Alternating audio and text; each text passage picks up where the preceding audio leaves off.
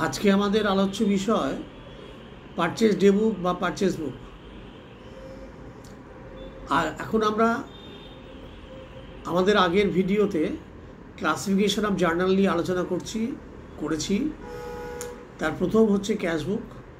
Cash বুক নিয়ে আলোচনা করার পর আজকে আমরা আসছি দ্বিতীয় যেটা শ্রেণীবিভাগ জার্নালের, সেটা হচ্ছে পারচেজ ডে বুক বা পারচেজ বুক।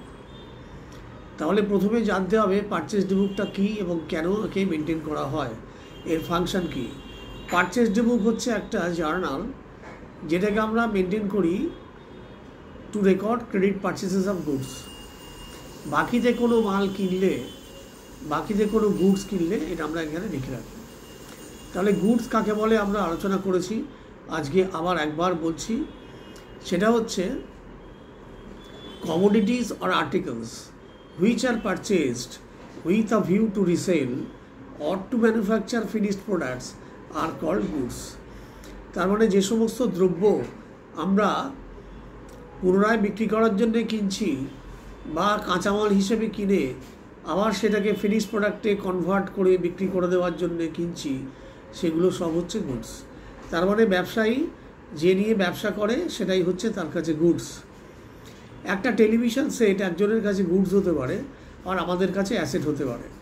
যে ব্যবসায়ী টেলিভিশন কিনে টেলিভিশন বিক্রি করে দেয় তার কাছে ওটা গুডস, কিন্তু আমরা যখন টেলিভিশন কিনি বাড়িতে আমাদের জন্যে, তখন সেটা আমাদের কাছে অ্যাসেট। সো কোনটা কার কাছে গুডস হবে, কোনটা অ্যাসেট হবে, এটা নির্ভর করছে কি উদ্দেশ্যে আমি কিনছি। যদি উদ্দেশ্য হয় পুনরায় বিক্রি করে দেওয়া, তাহলে হবে গুডস। তাহলে এইবার জার্নাল কী বলে, পারচেজ ডে বুককে কেমন দেখতে। পারচেজ ডে বুককে একটু মেমোরেন্ডাম ফর্মে দেখতে ফরম্যাট হয় ওর। এটা ঠিক জার্নালের মতন দেখতে হয় না। জার্নালে যেমন আমরা প্রথমে শিখেছিলাম ডেবিট ক্রেডিট যেমন অ্যানালাইজ করি, purchase goods from Ram on credit, purchase account debit two Ram, সেটা কিন্তু এভাবে এখানে লেখা হয় না। এখানে সিম্পলি সাপ্লায়ারের নাম লেখা হয়, তারপরে তোমার কার কাছ থেকে কেনা হচ্ছে সেই সাপ্লায়ারের নাম, কি কেনা হচ্ছে তার ডিটেলস, তার রেট কত, তার জিএসটি কত, তার ফ্রেট কত, ট্রান্সপোর্ট চার্জেস কত, এগুলো সব লিখে রাখা হয়। যদি ট্রেড ডিসকাউন্ট থাকে ট্রেড ডিসকাউন্টটাকে আমরা লিখে রাখি। ট্রেড ডিসকাউন্ট আমরা জানি যে আমরা বুকস অফ অ্যাকাউন্টসে লিখি না, বাদ দিয়ে দিই। তাহলে টোটাল ভ্যালু অফ গুডস থেকে আমরা ট্রেড ডিসকাউন্ট যদি সাপ্লায়ার আমাকে দেয় সেটাকে বাদ দিয়ে আমরা লিখি। আমরা রেকর্ড করি কোনটা, ক্যাশ ডিসকাউন্টকে, ট্রেড ডিসকাউন্টকে আমরা লিখি না। সব ট্রেড ডিসকাউন্ট যদি থাকে সেটাকে বাদ দিয়ে আমরা আমাদের বইতে লিখব। তাহলে পারচেজ ডে বুকের ফাংশন হচ্ছে two record credit purchase of goods. বাকিতে যে মাল কিনছি তার লিখে রাখা হচ্ছে পারচেজ ডে বুকের কাজ। Purchase day book is a journal, এটা একটা জার্নাল। তাহলে পারচেজ ডে বুকের সঙ্গে পারচেজ অ্যাকাউন্টের কী পার্থক্য, কী প্রয়োজনীয়তা আবার পারচেজ অ্যাকাউন্ট রাখার? প্রয়োজনীয়তা হচ্ছে পারচেজ অ্যাকাউন্ট থাকে কোথায়, জেনারেল লেজারে। এই জন্যে যে পারচেজ ডে বুক আমাদের হিসেব দেয়, খবর দেয় শুধুমাত্র ক্রেডিট পারচেস কত হয়েছে তা জানার খবর দেয়, কিন্তু ক্যাশ পারচেস কত হচ্ছে সেটা তো আমরা পারচেজ ডে বুক থেকে জানতে পারবো না। সেটা জানতে পারবো কোথা থেকে, ক্যাশ বুক থেকে। ক্যাশ বুক নিজেও জানাতে পারে না। সেই জন্যে ক্যাশ বুক থেকে পোস্টিং হয় কোথায়, পারচেস অ্যাকাউন্টে জেনারেল লেজারে, আবার পারচেস ডে বুক থেকে পোস্টিং হয় পারচেস অ্যাকাউন্টে জেনারেল লেজারে।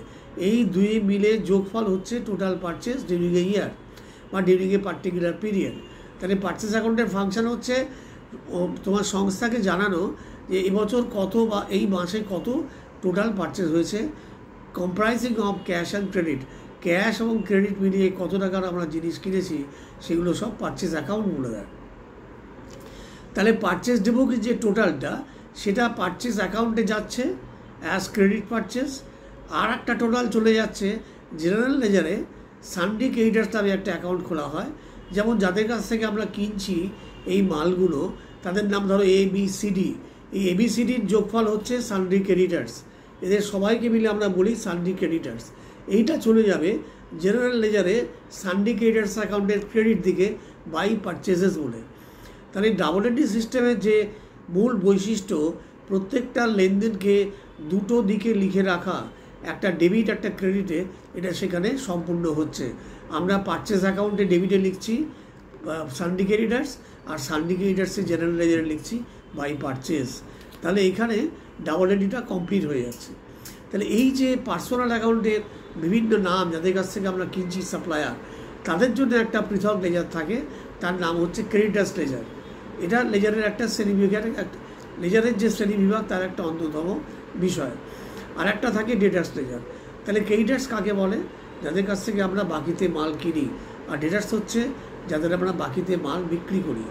তাহলে ক্রেডিটার্স লেজারে গিয়ে ওই এ বি সি ডি যাদের নামে কাছ থেকে কেনা হচ্ছে তাদের ফোলিওতে, তাদের পাতায় গিয়ে বাই পারচেজ বলে লিখে রাখা হয়। তাহলে এই হচ্ছে টোটাল ব্যাপারটা, খুবই সহজ এরিথমেটিক্যাল ব্যাপার। একটু মনে রাখা কোনটা ডেবিট কোনটা ক্রেডিট হবে, আর বিশেষ কিছু এই নেই। এখন প্র্যাকটিক্যাল প্রবলেম করলে, আমি যখন হোয়াইট বোর্ডে তোমাদের প্র্যাকটিক্যাল প্রবলেম করাবো, তখন বিষয়টা আরও তোমাদের কাছে পরিষ্কার হয়ে যাবে।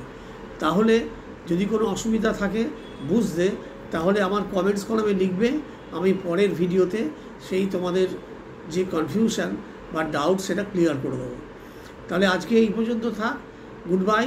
যদি আমার ভিডিও ভালো লাগে তাহলে শেয়ার করতে ভুলো না, আর যারা সাবস্ক্রাইব এখনও করোনি তাহলে সাবস্ক্রাইব করো। Thank you, good bye.